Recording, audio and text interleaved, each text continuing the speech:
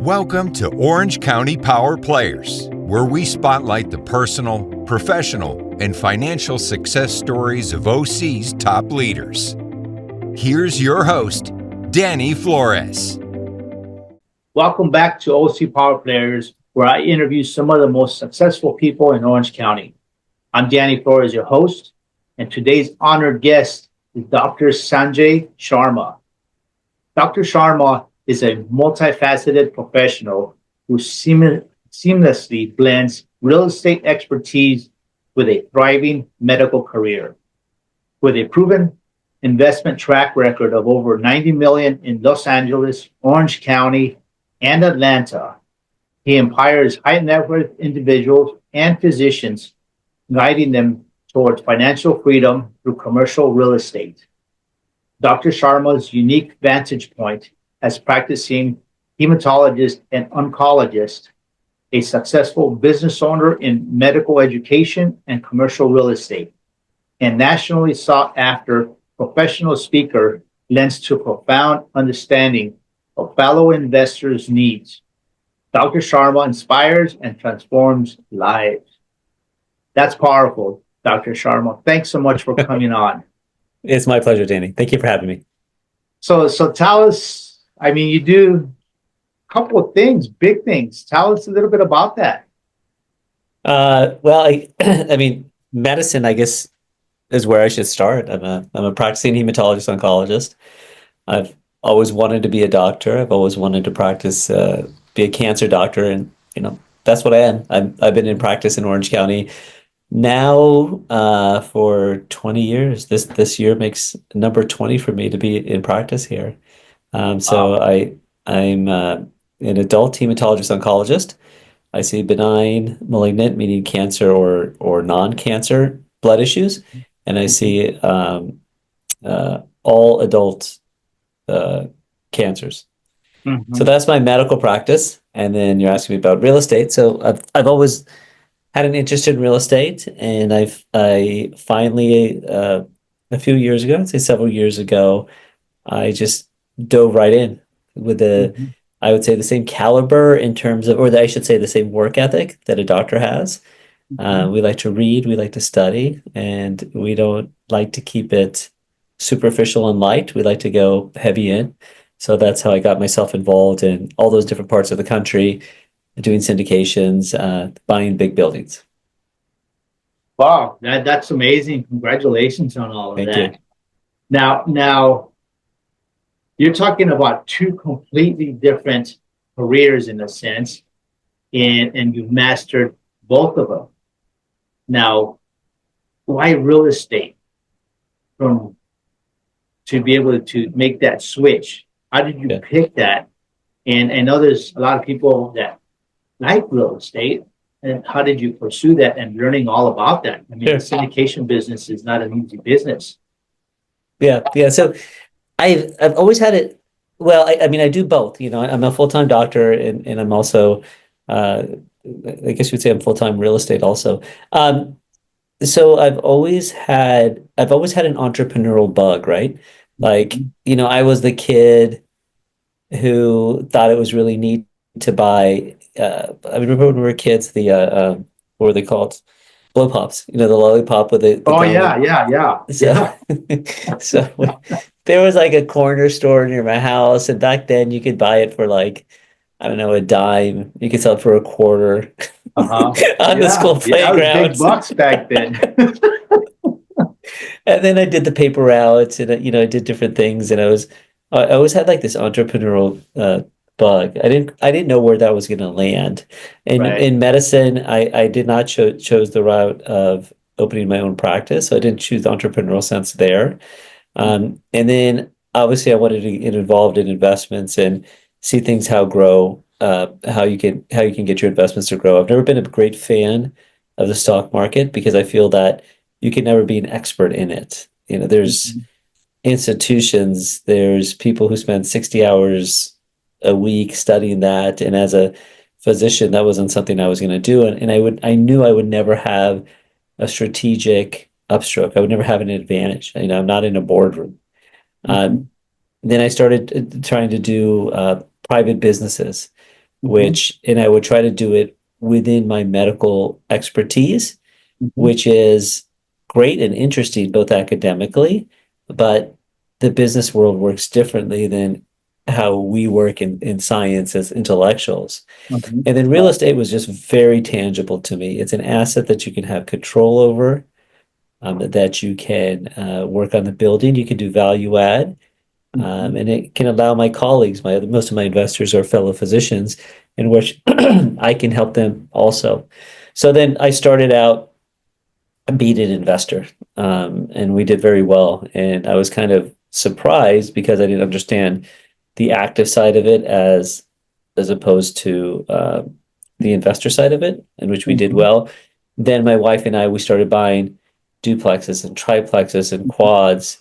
But I always wanted to have bigger properties. I wanted to have a bigger, meaningful impact. I wanted to build communities. Owning a duplex and a triplex can't make major changes, if you will, but developing large buildings and communities and having bigger properties can have a bigger impact. So we quickly moved from those duplexes, triplexes to quads to bigger syndications to bigger portfolios in LA, then Atlanta, then Philadelphia. So it was kind of an evolution, and it's something that I could dig deep and I could study and I could understand. I mean, compared to a decision to make with a patient, with an oncology patient, making a decision on relatively simple math on a real estate property is much easier, I should say. Mm-hmm. Mm-hmm. So how big have you gone? I mean, because buying a duplex and a triplex is totally different than buying a 100-unit building, right? Yeah. Mm-hmm. So how? So the difference actually is not necessarily how big it is, but the partners who you have. Oh So yeah. to do something on your own is very different. So, we have developments going up next to University of Pennsylvania. UPenn is one of the global headquarters of a type of oncology treatment called CAR T, but there's no housings for the doctors and the scientists and the residents. So we hit that along with my partners. My company's Titan 3 Capital. We're a physician-owned company. So with my partnership, yeah, I can go from owning a quad in Orange County in Costa Mesa to building a 300 units in Philadelphia. And the only That's difference is partnerships. yeah. I mean, you talked about the differences between medicine and doing real estate, but some of the similarities are, a patient who is living with cancer Mhm. is not reliant just upon me as a medical oncologist.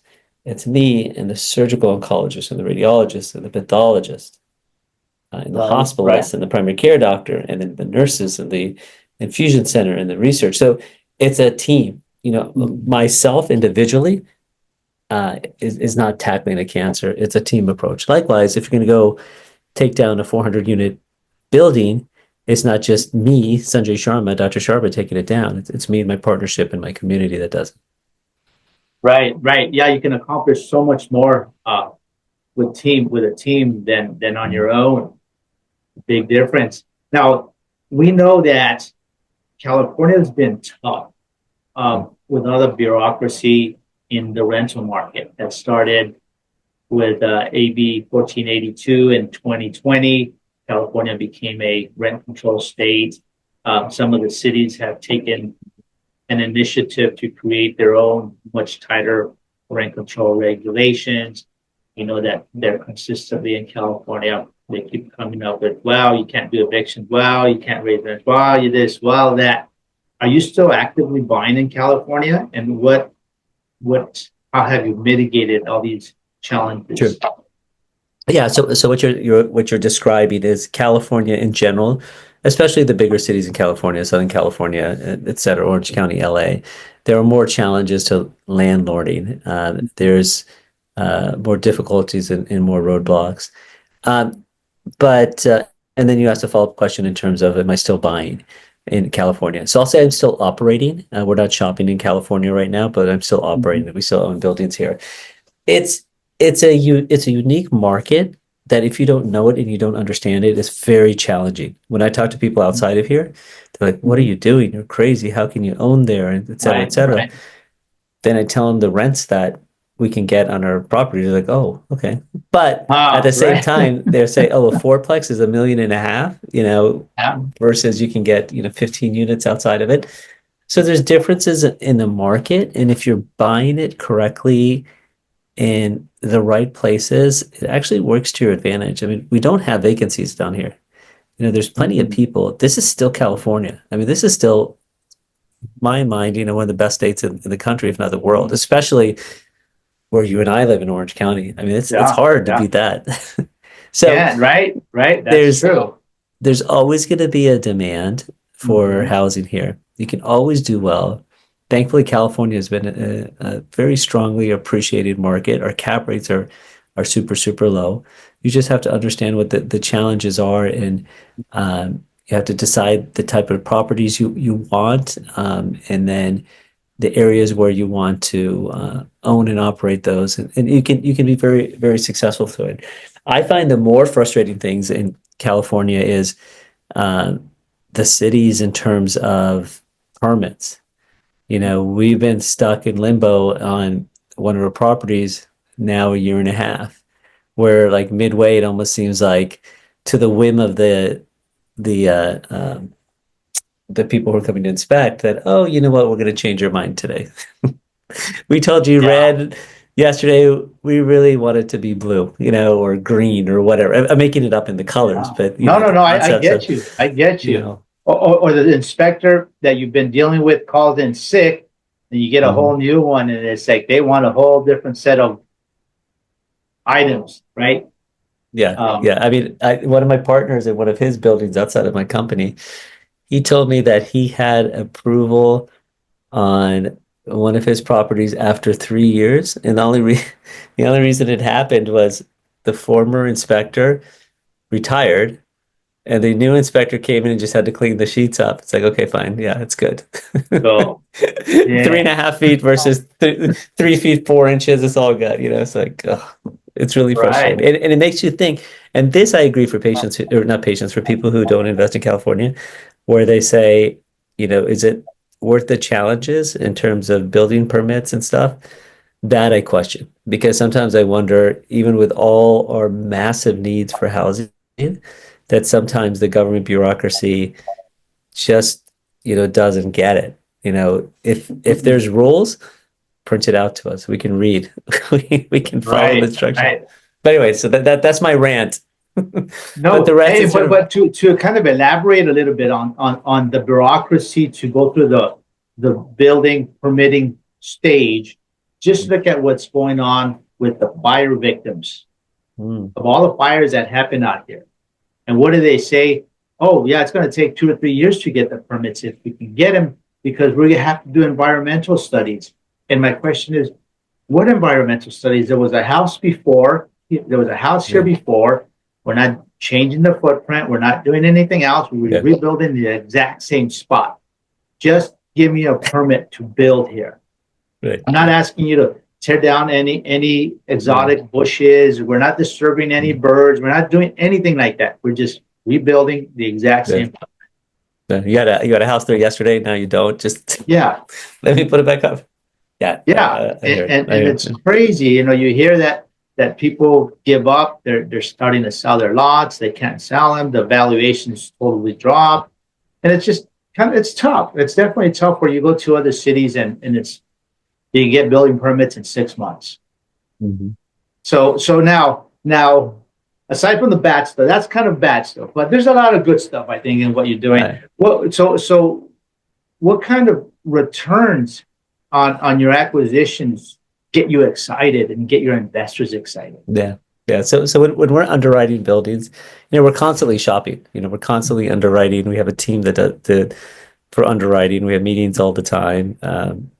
So our goals are to get as close to a 2x equity multiple as we can in a business cycle in 5 to 7 years. And we're always shooting for IRRs over 15%. Things are different than it was 7, 8 years ago when that was kind of an easy accomplishment. It takes a lot more professionalism, a lot more shopping, a lot more sophistications in order to find those buildings, recognize those buildings, and and get the partnerships and get the business plans going to create it. But that's what we hope for. There's a lot of LPs out there who are in properties that, I mean, in the worst case scenarios, there's been properties who got stuck in the floating interest rates where people lost equity. That's horrible. Or people had capital calls. In some of those deals that we're in, we have halted distributions, but the property fundamentals are still good. But we just want to make sure that we give the returns that we promised our investors to have after our business cycle. Right. And it's all derived from the higher interest rates, them shooting up so high, just being able to refi or inability to refi. The rents have gotten flat, and that doesn't help sometimes. There's some market changes. You're correct. All the new product that they're building competes, and so it's a lot of things in the market, but it's all a cycle, right? I think like you said earlier, it's a hard, tangible asset. It's not going anywhere. People always need somewhere to live, and so it's just getting through, right? Getting through and just carrying it to the end and being able to I guess give the investors their return. Now, as far as areas that you like to invest, how do you pick your areas? What do you like? Sure. What do you not like? Do you guys look to expand in other areas? Yeah. So first of all, we are in multiple areas. We own in LA, we know in Atlanta, upstate New York, Philadelphia, where we've been busy shopping in the Midwest. One of my partners, he's located in Michigan, so we've shifted our focus to the Midwest. We feel that some of the macroeconomics of those areas, depending on the city and the neighborhoods, show promise and show growth. So that's kind of where we're centering our attention right now. Wow. Yeah. It seems like you guys have done well. You guys have fought well, and you guys are mitigating any issues as best as you can. So congratulations on that. Thank you. And as we're a quarter in to the year, and as we wrap up our interview, let us know what's exciting for the rest of 2025 for you. So I'm always excited about everything. I wake up excited is what I do. So that's a great attitude, right? If we wake up, we should be excited. Yeah.